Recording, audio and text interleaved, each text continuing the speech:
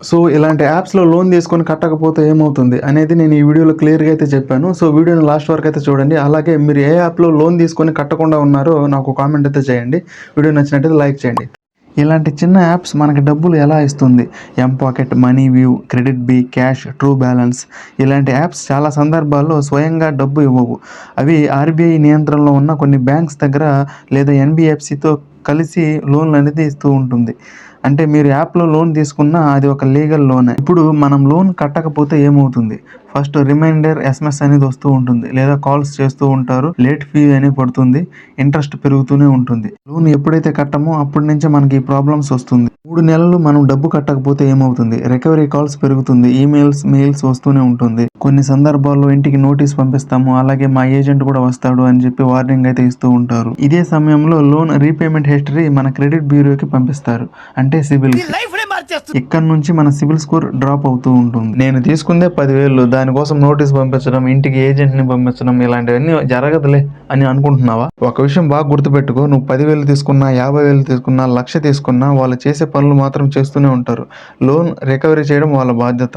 So వాళ్ళు అదైతే చేస్తూనే ఉంటారు. ఒకవేళ లోన్ అమౌంట్ 50,000 లక్షల్లో ఉంటే మాత్రం లోన్ రికవరీ చేయడానికి వాళ్ళు సీరియస్గానే పనిచేస్తారు. అవసరమైతే సివిల్ కోర్టు ద్వారా లోన్ వసూలు చేసే ప్రయత్నాలు కూడా చేయవచ్చు. ఇవన్నీ ఏంటంటే కంపెనీ టర్మ్స్ అండ్ కండిషన్లో ఇవన్నీ ఉంటుందన్నమాట. అంటే ఒక వ్యక్తి లోన్ తీసుకొని కట్టకపోతే మనం ఏ పనులు చేయవచ్చు, సో దాన్ని రికవరీ చేయడానికి మనకి ఎంత ఖర్చు అవుతుంది, సో వాడి దగ్గర మనం ఎంత రికవరీ చేయగలము, దీంట్లో మనకి ప్రాఫిట్ ఉందా అనే దాన్ని వాళ్ళు క్లియర్ గా ఆలోచిస్తారు. 10,000 రూపాయలు తీసుకున్న వ్యక్తి దగ్గరికి వాళ్ళు 50,000 ఖర్చు పెట్టుకొని వాళ్ళు అంత పనులు చేయలేరు. కానీ ఒకవేళ లక్షల్లో తీసుకొని ఒక 10 లక్షలు, 2 లక్షలు, 3 లక్షలు తీసుకున్న వ్యక్తి దగ్గర రికవరీ చేస్తే వాళ్ళకు కొంత అయినా మిగులుతుంది. సో వాళ్ళు రికవరీ చేసే ఛాన్స్ ఇంకా ఎక్కువగా ఉంటుంది. కానీ తక్కువ అమౌంట్ తీసుకున్న వ్యక్తి దగ్గరికి మాత్రం రావడం కొంచెం కష్టమే.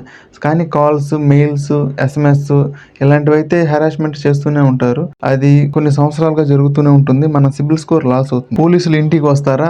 పోలీసులు మనల్ని అరెస్ట్ చేస్తారా? సో చాలా మందికి ఈ డౌట్స్ అనేది ఉంటుంది. కేవలం లోన్ ఈఎంఐ కట్టలేదనే కారణంతో ఆటోమేటిక్ గా పోలీసులు వచ్చి అరెస్ట్ చేయరు. ఇది సాధ్యమైతే కాదు. కానీ మోసం చేస్తే, లైక్ నకిలీ డాక్యుమెంట్లు అప్లోడ్ చేయడం, ఐడి కార్డులు చూపించడం ఇలాంటివి ఏమైనా చేస్తే అది వేరే కంప్లైంట్ కిందకి వస్తుంది. చాలా మంది ఒకటైతే చెప్తూ ఉంటారు, 3 సంవత్సరాలకి లోన్ అనేది క్లోజ్ అయిపోతుంది, 7 సంవత్సరాలకి లోన్ అనేది పూర్తిగా సిబిల్ నుంచి తొలగించేస్తారు, ఇది గవర్నమెంట్ రూల్ అని చెప్తూ ఉంటారు. అంటే అన్నాడు గాని ఆ ఊహ ఎంత బాగుందో. అయ్యుండొచ్చు, కానీ ఇది అన్ని సందర్భాల్లో అయితే అమలు అయితే అవదు. ఎందుకంటే ఒక లోన్ తీసుకున్నప్పుడు దానికి ఎక్స్పైరీ డేట్ అనేది ఉంటుంది. అంటే ఈ రోజు మనం లోన్ తీసుకున్నాము, సో వచ్చే సంవత్సరం లేదా 2 సంవత్సరాల లోపల అది కట్టేయాలి అని అగ్రిమెంట్ అయితే ఉంటుంది.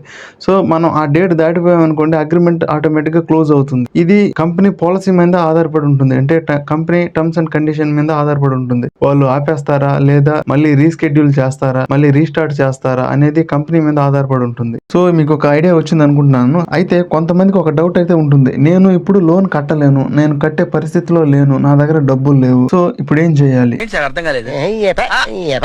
అంటే ఇలాంటి సందర్భాల్లో ఏం చేయాలి? సో ఫస్ట్ మీ ఫోన్ ని స్విచ్ ఆఫ్ చేయకండి, అలాగే సిమ్ ని తీసి పడేయకండి, అలాగే పారిపోవద్దు. బ్యాంక్ లేదా ఎన్బిఎఫ్సితో మాట్లాడండి. మీకు లోన్ ఇచ్చిన కంపెనీస్ ఉంటుంది కదా, మీరు ఏ యాప్ లో లోన్ తీసుకున్నారో ఆ యాప్ కి మీరు మెయిల్ అయితే చేయండి, నేను ఈ పరిస్థితిలో ఉన్నాను, నేను ఇప్పుడు లోన్ కట్టలేను. మీ ప్రాబ్లమ్స్ వాళ్ళకి క్లియర్ గా వివరించండి. లోన్ కట్టాలా, లేదా దాన్ని ఇంకా ఎక్కువ ఈఎంఐకి పెట్టుకోవాలా, లేదా ఈఎంఐగా కన్వర్ట్ చేసుకోవాలా, లేదా ఇంకా సెటిల్మెంట్ చేసుకోవాలా, ఇలాంటివన్నీ మీరు యాప్ తో మాట్లాడుకోవాలి చట్టపరంగా. అంతేగాని నేను ముందు చెప్పిన పనులన్నీ మీరు చేస్తే అది మీకే లాస్. ఇప్పుడు వచ్చేసి నా సజెషన్ అయితే ఇస్తున్నాను మీకు. అంటే మీరు ఇలాంటి చిన్న చిన్న యాప్స్ లో లోన్ కట్టకపోతే మీ సివిల్ స్కోర్ అనేది డ్యామేజ్ అవుతుంది. మెయిన్ ఇదే.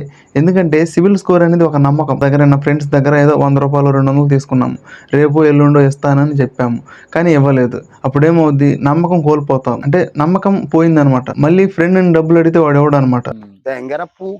ఎందుకంటే నువ్వు ఒకసారి 100, 200 తీసుకొని మోసం చేసావు కాబట్టి మళ్ళీ తీసుకున్నా కూడా ఇవ్వవు కాబట్టి. కానీ మీరు ఇక్కడ ఇలాంటి యాప్స్ లో లోన్ తీసుకొని కట్టకపోతే సివిల్ స్కోర్ డ్యామేజ్ అవుతుంది. సివిల్ స్కోర్ అనేది నమ్మకం.